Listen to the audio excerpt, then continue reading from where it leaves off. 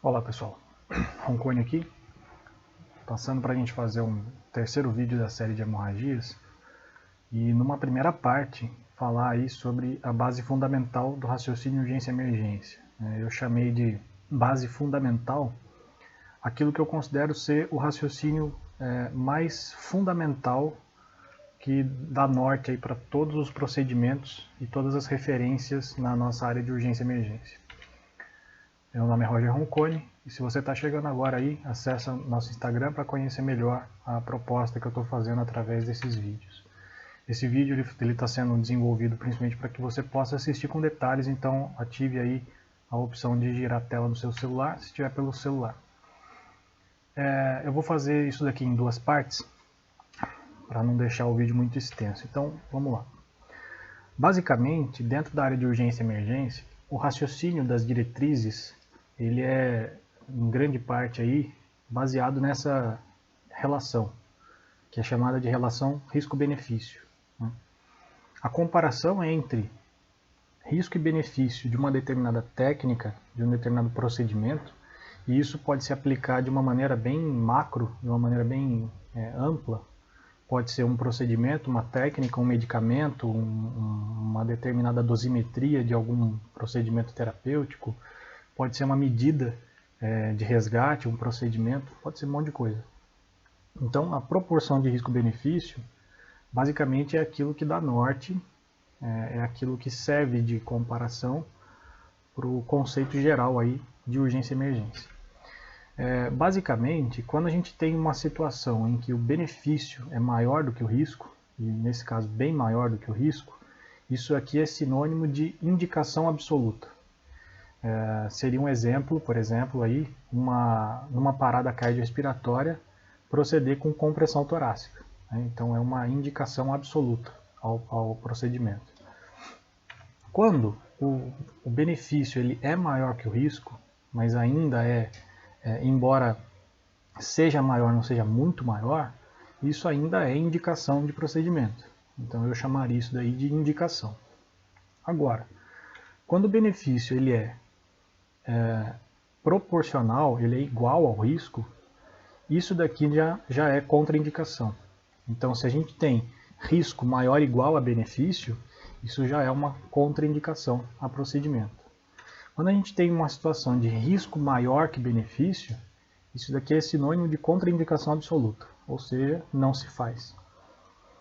Então, tudo que a gente faz em urgência e emergência, dá para usar um conceito como esse de raciocínio. Algumas coisas que a gente faz em urgência e emergência, elas não estão presentes em determinados protocolos mnemônicos ou em determinados protocolos institucionais, porque são situações vivenciadas por quem está na cena. Não dá para a gente prever tudo o que acontece numa cena. Então tem muito procedimento, muita coisa que a gente tem que fazer pensando na relação de custo de risco-benefício. E esses pensamentos, em vídeos anteriores, eu já disse também que eles se baseiam na causa primária de morte iminente. Então qual é a causa que gera risco de morte para a vítima naquele momento, naquela cena. E evidentemente que só vai saber disso quem está lá. Então eu acho muito complicado a gente fazer análise de vídeos ou de imagens e discutir se o procedimento que alguém tomou está certo ou errado. Você não estava lá para saber, você não tem noção exatamente do que aconteceu naquela cena, de como era. Então eu acho difícil dar esse parecer.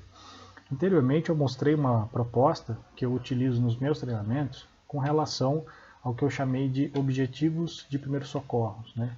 E eu comentei no vídeo anterior que eu chamava esses 4 objetivos de primeiros socorros aqui, como para as minhas apresentações, como a base fundamental de tudo aquilo que a gente determina de procedimento. Como é que eu explico por que eu estou fazendo alguma coisa dentro da área de urgência e emergência e primeiros socorros e aí atendimento pré-hospitalar.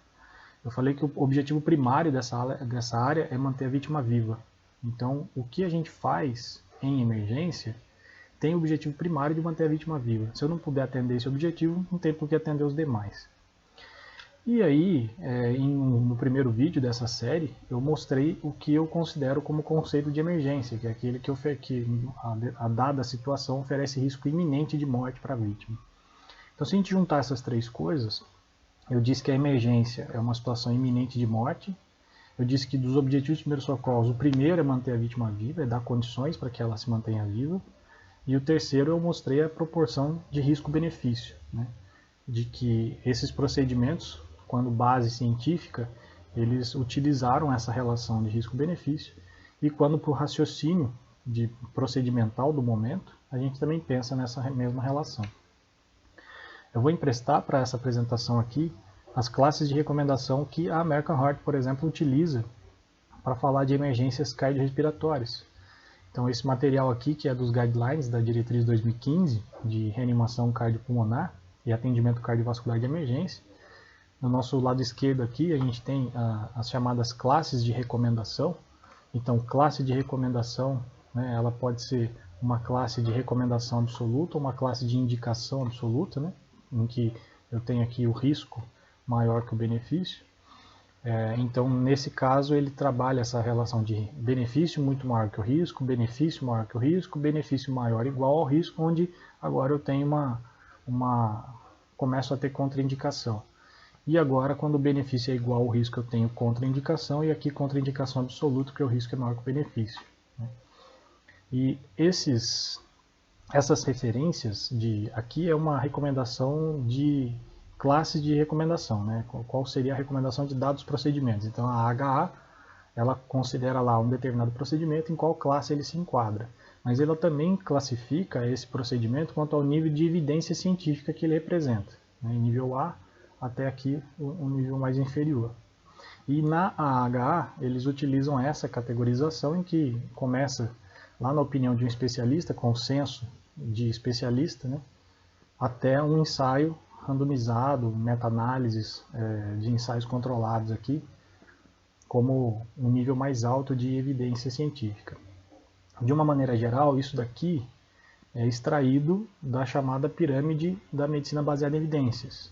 Então, dentro de medicina baseada em evidências, existem as classificações de nível de evidência, né, começando por um nível aqui C, né, que são os estudos de caso, as coisas mais pontuais de experiência profissional de alguns especialistas, ao nível B, que envolve aqui algumas pesquisas geralmente não controladas, alguns ensaios não randomizados, e nível A, sempre aí com estudos controlados, randomizados, em revisões sistemáticas e meta-análises. Não é objetivo dessa apresentação falar o que são características de design de pesquisa científica na área da saúde, mas é só para basear da onde está saindo a ideia aqui de classificação. Então, em resumo, nessa apresentação, o nosso raciocínio básico ele se refere ao uso do conceito de emergência, né, que pensa sempre no risco de morte iminente, a questão de que o meu primeiro objetivo de primeiros socorros é manter a vida da vítima e que eu preciso pensar na relação de risco-benefício quando eu for falar sobre procedimentos. Tudo isso para dizer que em alguns determinados momentos a gente vai passar por perguntas, né, de por que está fazendo isso. E a resposta sempre é baseada na relação de risco-benefício, ou seja, fizeram uma pergunta, por exemplo, para mim aí sobre o uso de um determinado fármaco para tratamento de uma determinada doença em pacientes graves. E não se tinha muita evidência científica sobre tal fármaco com relação a efeitos e efeitos colaterais. E aí a minha pergunta foi, há outra opção terapêutica? Não há outra opção terapêutica. O paciente é um paciente de risco, é um paciente grave, paciente crítico? Sim, é um paciente crítico. Então, proporção de risco-benefício, por isso que se indica o procedimento. Ou seja, ele não tem a perder com relação àquilo lá. Se ele tem risco iminente de morte, e aquele é o único recurso que se utiliza, então ele passa a ter agora algum nível de representatividade para indicação. Então, quando a gente pensa em indicação de procedimento, é sempre, de certa forma, baseado nessa proporção risco-benefício. A questão da aplicação do conceito de zonas de segurança dentro de urgência e emergência, ela parte também da mesma maneira. Dá para aplicar isso aqui da mesma maneira, né? A gente chama de zona quente, zona morna, zona fria, mas eu vou deixar para a gente discutir isso mais para frente. Então a gente se vê no próximo vídeo aí. Valeu!